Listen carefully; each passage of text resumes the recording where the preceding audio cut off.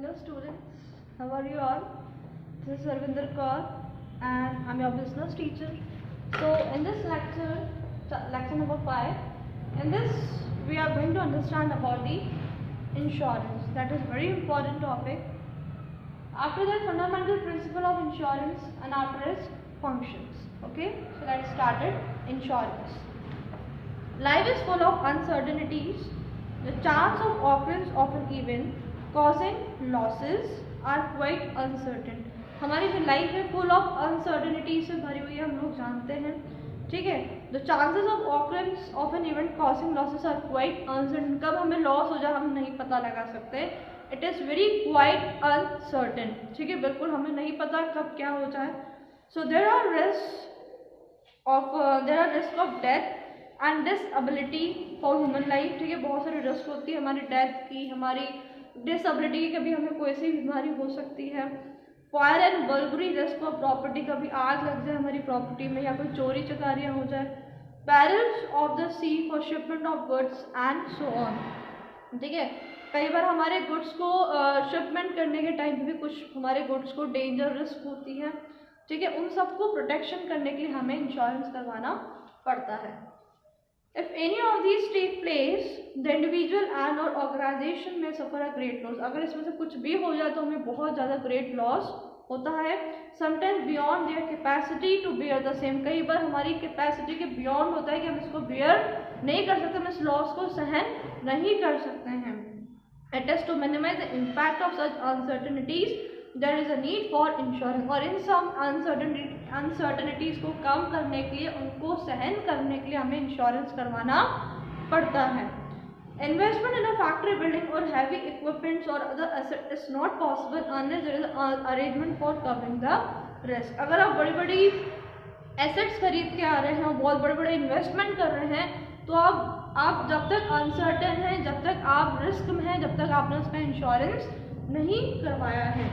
ठीक है, keeping this in mind, people facing common risk come together and make small contribution to a common fund. इसलिए हमें insurance करवाना ज़रूरी है. भी आपको क्या होता है, स्मॉल फंड में आपको छोटे छोटे से अमाउंट में कंट्रीब्यूशन करना पड़ता है, which help to spread the loss caused to an individual by a particular risk or a number of person who are exposed to it. इससे क्या होता है, आप थोड़ा थोड़ा अमाउंट अपने प्रॉफिट में से, अपनी इनकम में से थोड़े थोड़े अमाउंट को कंट्रीब्यूट करते हैं, जिससे कि कभी आपको फ्यूचर में लॉस हो या कोई आपको कोई ट्रेजेडी हो जाए तो उससे बचने के लिए, उसको बियर करने के लिए, उसको सहन करने के लिए आपको उस टाइम पे हेल्प मिल सके. Is that clear? Insurance is thus a device by which a loss likely to be caused by an uncertain event is spread over a number of persons who are exposed to it and who prepare to insure themselves against such an event. और इसलिए जो एक insurance एक ऐसा device है जो कि हमें उस लॉस से बचा सकता है, वापस से हमें उस सेम कंडीशन में ला सकता है जैसे कि हम उस लॉस होने से पहले थे. It is a contract. ये कॉन्ट्रैक्ट की तरह होता है और एक एग्रीमेंट भी हम इसको कह सकते हैं, under which one party agrees in written for a consideration to pay an agreed amount of money to another party to make a loss. इसमें दो पार्टीज को होना ज़रूरी है. ठीक है, एक तो एक ऐसा पर्सन होगा जो आपका इंश्योरेंस करेगा और एक ऐसा पर्सन होगा जो इंश्योरेंस कराएगा फॉर एन एग्रीड अमाउंट के लिए. Is that clear? Damage or injury to something of value in which the insured has a pecuniary interest as a result of some uncertain event. और यहाँ पे आपका pecuniary interest होना जरूरी है कि आप जिस पर्टिकुलर चीज़ का इंश्योरेंस करा रहे हैं, कोई पर्टिकुलर एसेट्स का या अपनी प्रॉपर्टी का या अपना खुद का भी लाइफ इंश्योरेंस करा रहे हैं, तो इन सब में आपका इंटरेस्ट होना जरूरी है कि हाँ आप चाहते हैं कि मेरा इंश्योरेंस होना चाहिए. The agreement contract is put in writing and is known as policy. और इस कॉन्ट्रैक्ट को, इस एग्रीमेंट को एक रिटन एग्रीमेंट में कराना पड़ता है, एक राइटिंग में देना पड़ता है, जिसको हम क्या कहते हैं, policy. The person who risk is insured is called insured. ठीक है, ऐसा पर्सन जिसने अपने रिस्क प्रोटेक्ट, अपने रिस्क को इंश्योर कराया है, अपने रिस्क को प्रोटेक्ट करवाया, वो कौन होता है, इंश्योर्ड. कि आप अब से इंश्योर्ड हो चुके हैं, अगर आपको कोई लॉस होता है कुछ भी, तो आपको इंश्योरेंस कंपनी आकर के आपके लॉस को बियर करेगी, आपको वापस से सेम पोजीशन में खड़ा करेगी जब आप लॉस होने से पहले थे. and the firm which insure the risk of loss is known as insurer or the assurance underwriter।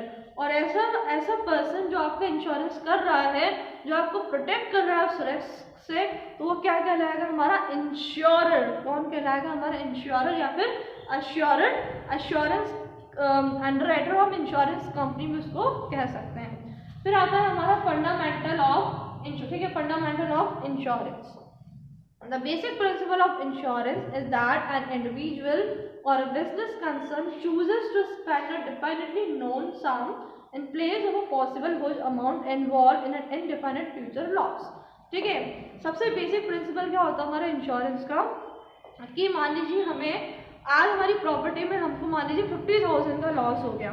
ठीक है, और 50,000 को लॉस को बेयर करने के लिए मान लीजिए आपके पास उस टाइम पे इतना अमाउंट नहीं है, तो इससे बेटर क्या होता है कि हम हर महीने या फिर हम क्वार्टरली बेसिस पे या फिर हम एनुअली बेसिस पे अपने इनकम में से थोड़ा थोड़ा अमाउंट को कलेक्ट करके उसको एज अ इंश्योर्ड कराएं, ताकि ना तो हमारे पर ज़्यादा बर्डन आएगी। ठीक है, इससे क्या होगा? हमारे लॉस को हमको बेयर करने के लिए एक हेल्प मिल जाएगी, प्रोटेक्शन मिल जाएगी। एक हमें लमसम अमाउंट को कलेक्ट करके पे करना पड़ता है। ठीक है, जो कि हमें इनडिफाइनेट फ्यूचर लॉस को बेयर करने में हमारी हेल्प करता है। ठीक है, दस insurance is a substitution of a small periodic payment, जिसको हम कहते हैं प्रीमियम, जिसको आपको एक प्रीमियम पे करनी पड़ती है अपने लॉस को बेयर करने के लिए for a risk of large possible loss. The loss of risk still remains, but the loss is spread over a large number of policy holders exposed to the same risk। भाई कई बार क्या होता है, आपने अपनी प्रॉपर्टी को मान लीजिए 1, 2, 3 कंपनी से इंश्योर्ड कराया होता है, तो फिर आपको उस सेम रिस्क को बेयर करने के लिए आपको कई तरह की पॉलिसी होल्डर्स मिल जाते हैं। The premium paid by them are pooled out of which the loss sustained by any policy holder is compensated. लेकिन कई बार क्या होता है, मान लीजिए आपने एक ही प्रॉपर्टी के 3 पॉलिसी होल्डर से इंश्योरेंस करवाया हुआ है, तो आपको जितना आपको लॉस हुआ होगा उस पर्टिकुलर चीज के लिए आपको उतना ही कंपनसेट करेंगे कौन? Policy holders. ठीक है, thus risk are share with others from the analysis of past event. The insurer कौन होता है? इंश्योरेंस कंपनी जो कि आपका इंश्योरेंस करती है। Knows the probable losses caused by each type of risk covered by insurance. ठीक है, उनको हर चीज़ की नॉलेज होती है कि अगर आपको इतना लॉस हुआ है, मतलब कि अगर आपको इस टाइप का आपको एक तरीके से आपके प्रॉपर्टी में आपके बिजनेस में इस तरीके का आपको लॉस हुआ है, तो आपको कितने इसकी प्रोटेक्शन उनको देनी पड़ेगी। They know each and everything about that. ठीक है, insurance therefore is a form of risk management primarily used to safeguard against the risk of potential financial loss. इसलिए जो इंश्योरेंस होता है आपको एक तरीके से प्रोटेक्शन देने के लिए होता है कि जो भी आपको लॉस हुआ आप उससे बाहर आ सकें, उसको सहन कर सकें। ठीक है, ideally insurance is defined as a equitable transfer of the risk of a potential loss. ठीक है, इससे आप क्या कर रहे हैं, आपकी जो लॉस है, जो पोटेंशियल जो आपको लॉस हुआ है उसके रिस्क को आप क्या कर रहे हैं, एक तरीके से ट्रांसफर कर रहे हैं from one entity to another. ठीक है, आपने अपनी रिस्क को किसको ट्रांसफर कर दी? इंश्योरेंस कंपनी को, इंश्योरर को आपने ट्रांसफर कर दी है। An exchange for a reasonable fee, और उसके बदले में आपको एक रीजनेबल फी पे करनी पड़ेगी, दैट इज प्रीमियम। ठीक है, insurance company therefore is an association, corporation और एन ऑर्गेनाइजेशन। आप इंश्योरेंस कंपनी कोई सी भी हो सकती है, तो एसोसिएशन हो सकती है, कॉर्पोरेशन हो सकती है, या फिर ऑर्गेनाइजेशन भी हो सकती है।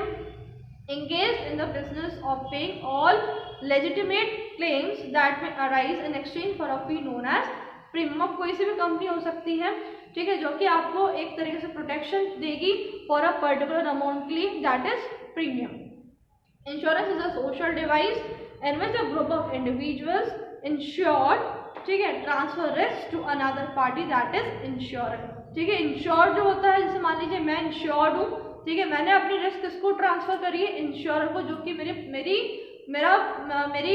लॉस को प्रोटेक्ट करेगा, मेरी रिस्क को क्या करेगा? प्रोटेक्ट करेगा। तो मैं कौन हुई? इंश्योर्ड, और अनदर पार्टी कौन हुई? इंश्योरर। ठीक है, in order to come by law experience which provide for payment of losses from funds contributed premium। ठीक है, वो उसी अमाउंट से हमारी लॉस को बेयर करते हैं जो कि हमने पे किया है as a form of premium by all members. Insurance is meant to protect the insured against uncertain events which may cause disadvantage to him. ठीक है, इसलिए इंश्योरेंस कराना बहुत ज़रूरी है, क्योंकि मान लीजिए आपको किसी भी तरह की कोई भी डिसेबिलिटी होगी। हम रिसेंटली देख रहे हैं कोरोना वायरस इतना चल रहा है, कई तरह की बीमारियां इससे हमें हो रही हैं, तो इस वजह से क्या होता है आपको हेल्थ इंश्योरेंस कराना चाहिए। मतलब आप जितना ज़्यादा इस चीज़ के बारे में सोचेंगे देखेंगे तभी आपको पता चलेगा कि हमारे लिए इंश्योरेंस कितना इम्पोर्टेंट है। मान लीजिए अगर कोई आपको बीमारी हो जाती है, ठीक है, और उस बीमारी का इलाज कराने के लिए कम से भी कम अगर डॉक्टर होता है कि आपको 1 लाख से 2 लाख रुपए लगेगा, ठीक है, और मान लीजिए उस टाइम पे आपके पास उतना अमाउंट नहीं है उस डिजीज को ट्रीट कराने के लिए, तो एट दैट टाइम आपका इंश्योरेंस ही काम आता है। ठीक है, आपको उस टाइम पे उस डिजीज को ट्रीटमेंट कराने के लिए आपको इतना पैसा लगाने की जरूरत नहीं है, आपको पूरा का पूरा पैसा क्या होता है रियम्बर्स हो जाता है होगी इंश्योरेंस कंपनी। इसलिए हमारा जो इंश्योरेंस है it is very important for our life, हमारे लिए बहुत ज़्यादा इम्पॉर्टेंट है। ठीक है, फिर आता है हमारे फंक्शंस क्या क्या होते हैं हमारे इंश्योरेंस के। सबसे पहले providing certainty. Insurance provide certainties of payment for the risk of loss. आपको एक सर्टेनिटी प्रोवाइड करता है आपके लॉस के लिए। There are uncertainties of happening of time and amount of loss. आपको नहीं पता कि आपको कब लॉस हो जाए, किस टाइम पर लॉस हो जाए, इसलिए क्या होता है हमारा इंश्योरेंस क्या होता है हमें प्रोटेक्शन देता है। Insurance remove these uncertainties and the assured receive payment of loss. The insurer charges premium for providing the certainty. इसलिए जब आपको लॉस होता है तो आपको जो इंश्योरर होता है वो आपको उस टाइम में प्रोटेक्शन देता है, लेकिन उसके रिटर्न में आपको एक प्रीमियम पे करनी पड़ती है। फिर आता है हमारा protection. The second main function of insurance is to provide protection from probable chances of loss. ठीक है, प्रोटेक्शन प्रोवाइड करता है, जितना आपको लॉस हुआ उसके बदले में आपको क्या करता है वो प्रीमियम लेता है और उसके बदले में आपको प्रोटेक्शन प्रोवाइड करते हैं। Insurance can not stop the happening of a risk. Insurance का मतलब ये नहीं कि आपको लॉस होने से आप बच जाओगे, बल्कि ये होगा जो आपको लॉस हुआ है उसको आप बेयर करने के लिए कैपेबल हो जाओगे, वापस से सेम पोजीशन में हो जाओगे जो आप लॉस होने से पहले थे। But can compensate for losses arising out of it. ठीक है, कंपनसेट कर देंगे, आपको वापस से सेम पोजीशन में खड़ा कर देंगे। थर्ड है हमारा risk sharing. On the happening of a risk event the loss is shared by all the person expose to it. ठीक है, इससे क्या होगा हमारी रिस्क शेयर हो जाएगी, हमको अकेले को अकेले को रिस्क को बेयर करने के लिए जरूरत नहीं पड़ेगी। The share is obtain from every insured member by way of premium. आपको प्रीमियम पे कर रही है और आपको इंश्योरेंस मिल जाएगा। फोर्थ है असिस्टेंट कैपिटल फॉर्मेशन।